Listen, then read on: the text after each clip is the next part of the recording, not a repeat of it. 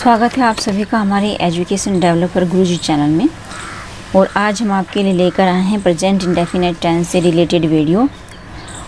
और ये इस वीडियो का पार्ट 2 है। इससे पहले वीडियो जो हमने बनाई थी उसमें ये बनाया था कि प्रेजेंट इंडेफिनिट टेंस को हम कहाँ पर यूज़ कर सकते हैं या ये कहाँ पर यूज़ होता है, और उसकी आइडेंटिफिकेशन भी आपको बताई थी।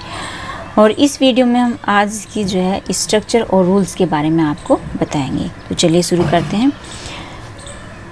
अब इसके जो पॉजिटिव सेंटेंसेस को देखेगा पहले।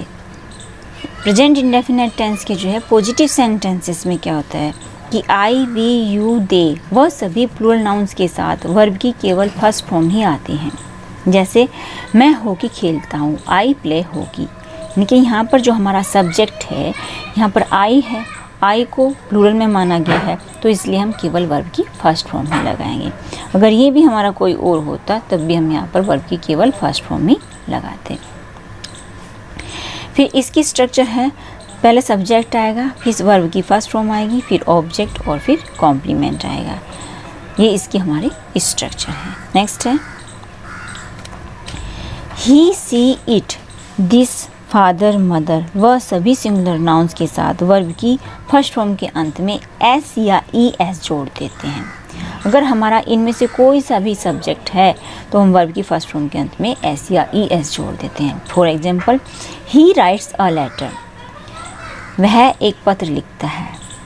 चूँकि यहाँ पर ही है, ही को सिंगुलर माना गया है, तो राइट लिखा हमने, राइट के जो है हमने इसको सिंगुलर बना दिया, एस लगा दिया इसमें, तो ही राइट्स अ लेटर, वह एक पत्र लिखता है। और इसकी स्ट्रक्चर होगी सब्जेक्ट प्लस वर्ब की फर्स्ट फॉर्म। वर्ब की फर्स्ट फॉर्म के अंत में हम क्या लगाएंगे, एस या ई एस, और प्लस ऑब्जेक्ट और प्लस कॉम्प्लीमेंट। ये एस या ई एस कहाँ लगाते हैं ये हम एक नेक्स्ट वीडियो बनाएंगे, उसमें आपको बताएंगे। फिर है आदत प्रकट करने के लिए बहुवचन के कॉमन नाउन से पहले दा नहीं लगाते हैं। यानी कि अगर हमें आदत प्रकट करनी है और उसमें बहुवचन का कोई कॉमन नाउन है तो उससे पहले हम दा नहीं लगाते हैं। जैसे बैड बॉयज़ स्मोक, कि बुरे लड़के धूम्रपान करते हैं, यानी कि उनकी आदत है भाई धूम्रपान करना। फिर है डॉग्स बार्क, कुत्ते भौंका करते हैं। अगर हमारा सेंटेंस ये आ जाए कि कुत्ते भौंकते हैं, यानी कि हमने कुछ कुत्तों की ओर संकेत किया है, तो उसमें द डॉग्स बार्क आ जाएगा। लेकिन कुत्ते भौंका करते हैं तो डॉग्स बार्क आएगा, द डॉग्स नहीं आएगा। नेक्स्ट है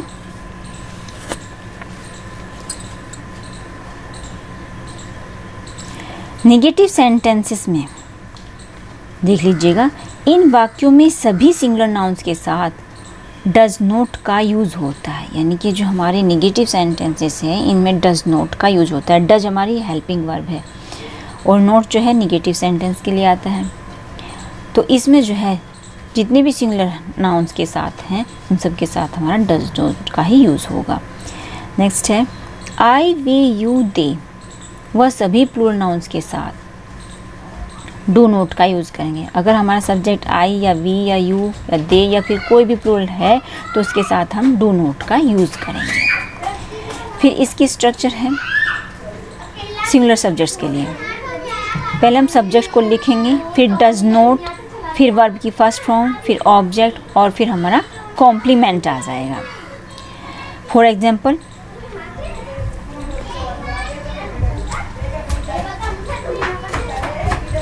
मीरा अच्छा नहीं गाती है, तो मीरा चूँकि सिंगुलर है तो मीरा डज नॉट आएगा, Meera does not sing well, Meera अच्छा नहीं गाती है। ये फिर जो है हमारा प्लूरल के लिए है। प्लूरल है अगर हमारा सब्जेक्ट तो पहले सब्जेक्ट लिखेंगे फिर डू नॉट लगाएंगे। सिंगुलर के लिए डज नॉट है और प्लूरल के लिए डू नॉट है। फिर वर्ब की फर्स्ट फॉर्म, वर्ब की फर्स्ट फॉर्म के बाद ऑब्जेक्ट आएगा एंड देन कॉम्प्लीमेंट आएगा। फॉर एग्जाम्पल, हम क्रिकेट नहीं खेलते हैं, तो पहले हम इसका सब्जेक्ट देखेंगे। सब्जेक्ट क्या है हमारा, हम है, हम के लिए वी लिखेंगे। वी चूँकि जो है हमारा ये प्लूरल है तो डू नॉट लगाएंगे, तो वी डू नॉट, फिर वर्ब की first form we do not play cricket, हम क्रिकेट नहीं खेलते हैं। फिर है अगर वाक्य में नेवर आ जाए, नेवर का अर्थ है कभी नहीं, यानी कि यदि सेंटेंस में कभी नहीं आए तो उसके लिए नेवर का यूज़ करते हैं। नेवर के साथ हेल्पिंग वर्ब डू डज का यूज़ नहीं करते हैं, यानी कि हमारा ये सेंटेंस जो है निगेटिव है, निगेटिव में हेल्पिंग वर्ब डू डज का प्रयोग होता है, लेकिन इसमें हम नेवर के साथ हेल्पिंग वर्ब डू डज का यूज़ नहीं करते। यदि सिंगुलर सब्जेक्ट होने पर वर्ब की फर्स्ट फॉर्म के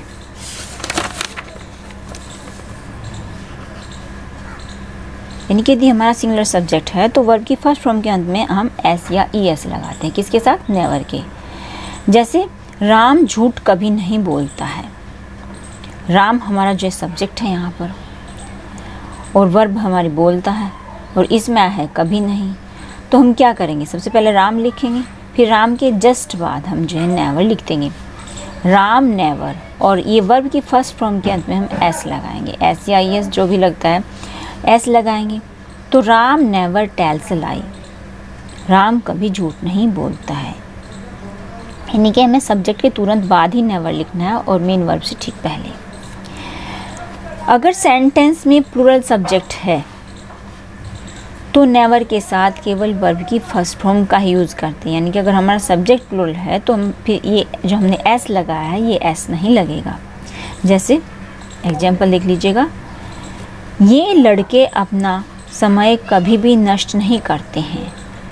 तो इसमें है these boys never waste their time. ये लड़के अपना समय कभी भी नष्ट नहीं करते हैं। अब आप इसकी स्ट्रक्चर देखिए, स्ट्रक्चर जो है बहुत ज़रूरी है।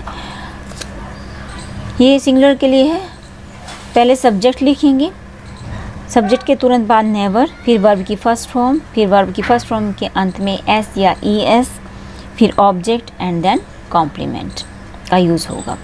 और प्लूरल के लिए है सब्जेक्ट आएगा, फिर नेवर आएगा, फिर नेवर के बाद वर्ब की फर्स्ट फॉर्म आएगी, फिर ऑब्जेक्ट और फिर हमारा कॉम्प्लीमेंट होगा।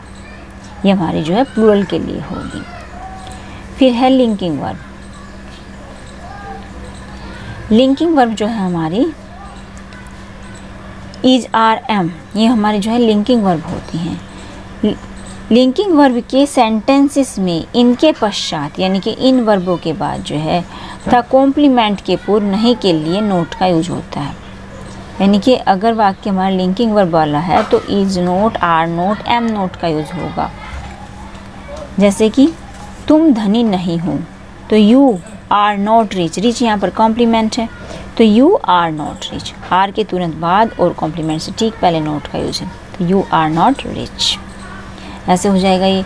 फिर है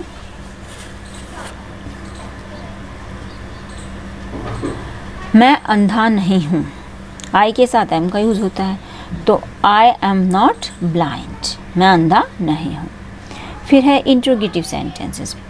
इंट्रोगेटिव सेंटेंसेस जो हैं दो टाइप के होते हैं, एक तो क्वेश्चन वर्ड जो है शुरू में ही आ जाता है और एक है जो हमारा बीच में आता है। तो ये जो हमारा फर्स्ट टाइप का है जिनमें सबसे पहले क्वेश्चन वर्ड आ जाता है, तो इनको देखिएगा ज़रा। यदि इंट्रोगेटिव सेंटेंसेस में सर्वप्रथम क्या हो तो क्या की अंग्रेजी के लिए वोट का यूज़ नहीं करेंगे बल्कि according to subject do does का यूज़ करेंगे। यानी कि डू डज का ही जो है मीनिंग यहाँ पर क्या होगा।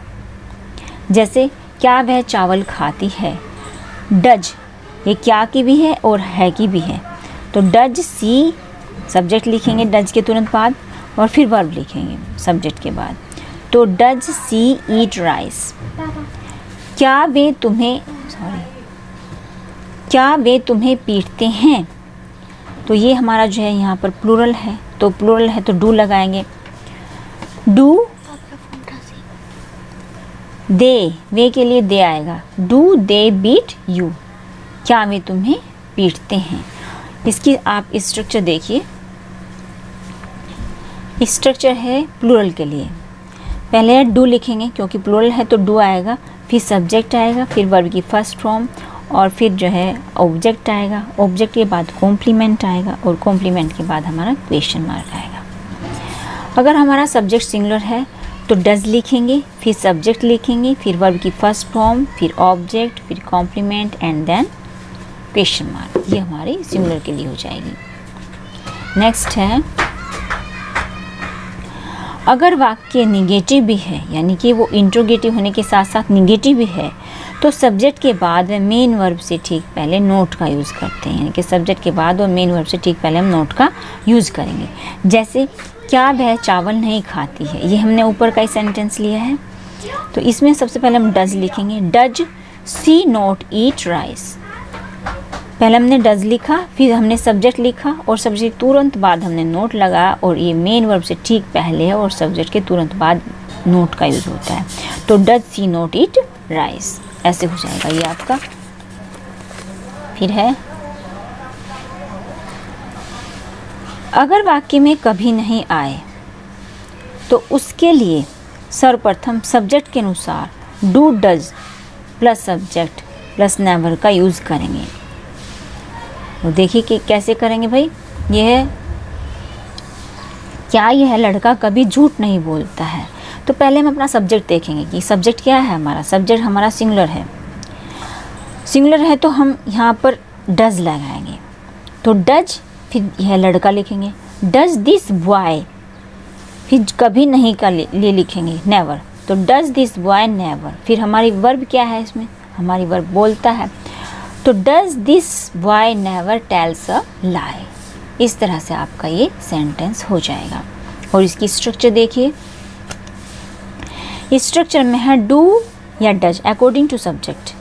फिर हमारा जो है सब्जेक्ट आएगा, फिर नेवर लिखेंगे, नेवर के बाद वर्ब की फर्स्ट फॉर्म आएगी, फिर ऑब्जेक्ट आएगा और फिर complement and then question mark. ये हमारी इसकी स्ट्रक्चर होगी। फिर है, यदि लिंकिंग वर्ब वाला वाक्य निगेटिव भी है तो कॉम्प्लीमेंट से पहले नोट का यूज़ कीजिए। यानी कि लिंकिंग वर्ब कौन कौन सी हमारी, इज, आर, एम, और ये वाक्य निगेटिव है तो नोट कहाँ लगाएंगे हम। तो इसमें जो है नोट कैसे लगेगा देखिएगा ज़रा। क्या यह लड़का बीमार नहीं है, तो is this boy not ill. यानी कि सबसे पहले तो हम ये देखेंगे कि भाई हमारा ये जो है इसमें किसका यूज़ हुआ है, आई का यूज़ हुआ है, या ही, सी, इट, दिस, दैट का यूज़ है, या यू का यूज़ है, या वी का यूज़ है। तो उसी के अकॉर्डिंग हम यहाँ पर इज़, आर, एम का यूज़ करेंगे। चूँकि यह लड़का सिंगुलर है तो इज़ लिखेंगे। तो इज़ दिस बॉय, इज़ हमने शुरू में लिखना है। इज़ का हिंदी अनुवाद भी इसमें क्या होगा और है का भी क्या ही होगा। तो is this boy not ill. ये देखिए हमने पहले इज़ लिखा, फिर दिस बॉय, और दिस बॉय के तुरंत बाद हमने नोट का यूज़ किया और फिर हमने कॉम्प्लीमेंट लिखा। तो is this boy not ill. इस तरह से आपका ये सेंटेंस बनेगा। फिर है, क्या मैं कमज़ोर नहीं हूँ। मैं के साथ आई लगाते हैं, तो इसलिए हम शुरू में आई के साथ हम जो है एम का यूज़ करते हैं, तो इसलिए हम शुरू में एम लिखेंगे। तो एम आई नॉट वीक। फिर एम लिख लिया और आई के तुरंत बाद हमने नोट लगा, और वीक जो है ये कॉम्प्लीमेंट है, कॉम्प्लीमेंट से जस्ट पहले। तो इस तरह से ये कॉम्प्लीमेंट के ये लिंकिंग वर्ब के सेंटेंसेस होंगे। नेक्स्ट है इंट्रोगेटिव सेंटेंसेस। इंट्रोगेटिव सेंटेंसेस ये दूसरे टाइप के हैं, WS type, question second type. यानी कि यदि इंट्रोगेटिव सेंटेंसेस में प्रश्नसूचक शब्द क्या, क्यों, कब, कैसे, कहाँ का प्रयोग जो है वाक्य के बीच में हुआ हो, तो इनके लिए शब्दानुसार what, why, how, when, where का यूज़ वाक्य में सबसे पहले कीजिए, और इसके बाद सब्जेक्ट के अकॉर्डिंग डू डज का यूज़ कीजिए। जैसे यह बच्चा अब क्यों रोता है, यहाँ पर हमारा क्वेश्चन वर्ड देखिए क्या है, यह है क्यों रोता है। तो क्यों के लिए लिखेंगे हम वाई। फिर हम अपना सब्जेक्ट देखेंगे, हमारा सब्जेक्ट सिंगुलर है प्लूरल है, तो यहाँ पर हमारा सब्जेक्ट सिंगुलर है तो डज लगाएंगे। तो वाई डज, फिर दिस चाइल्ड लिखेंगे। वाई डज दिस चाइल्ड, अब रोने की आ जाएगी वीप और फिर अब की नाउ। तो why does this child weep now, अब यह बच्चा क्यों रोता है। नेक्स्ट है तुम अब क्या खाते हो। तुम अब क्या खाते हो, तो इसमें हम देखेंगे कि बीच में क्या वर्ड है हमारा, क्या है, क्या के लिए वोट लिखते हैं। तो वोट, फिर सब्जेक्ट हमारा यू है, यू के लिए हम डू लिखेंगे यहाँ पर। तो वॉट डू, फिर तुम के लिए you, what do you eat now, what do you eat now. इनके सब्जेक्ट के तुरंत बाद हमें मेन वर्ब लिखनी है। तो what do you eat now, इस तरह से हमारा सेंटेंस हो जाएगा। फिर है इसकी स्ट्रक्चर, देखिए आप इस स्ट्रक्चर में हम सबसे पहले क्वेश्चन वर्ड लिखते हैं, फिर according to subject do does का यूज़ करते हैं, फिर सब्जेक्ट लिखते हैं, और फिर जो है हम वर्ब की फर्स्ट फॉर्म के बाद में हम ऑब्जेक्ट लिखेंगे और फिर complement and then question mark आएगा। ये हमारी जो है स्ट्रक्चर होगी। लेकिन अगर वाक्य में कौन शब्द आए तो उसके लिए हु का यूज़ करेंगे, और हु के तुरंत बाद वर्ब की फर्स्ट फॉर्म का यूज़ करेंगे। यानी कि अगर यहाँ पर हु आ जाता है तो हमारा सेंटेंस इस तरह, अगर यहाँ पर हु आ जाता है तो हमारा सेंटेंस इस तरह से नहीं बनेगा, इसकी स्ट्रक्चर अलग होगी। जैसे कि तुम्हें इतिहास कौन पढ़ाता है, तो कौन आया, हमने हु लिख लिया, तो हु के तुरंत बाद पढ़ाता है लिखिए teach, who teach you history, यानी कि तुम्हें हिस्ट्री कौन पढ़ाता है। नेक्स्ट है, अगर वाक्य जो है आपका निगेटिव भी हो तो हम क्या करेंगे, तो हम सबसे पहले देखिए तुम्हें इतिहास कौन नहीं पढ़ाता, वाक्य देखेंगे कौन का लिखेंगे, हु डज नॉट, यहाँ पर डज नॉट लिखेंगे, who does not teach you history, यानी कि तुम्हें हिस्ट्री कौन नहीं पढ़ाता है। That's all for now and thanks for watching this video. If you like this video, please like, share and subscribe.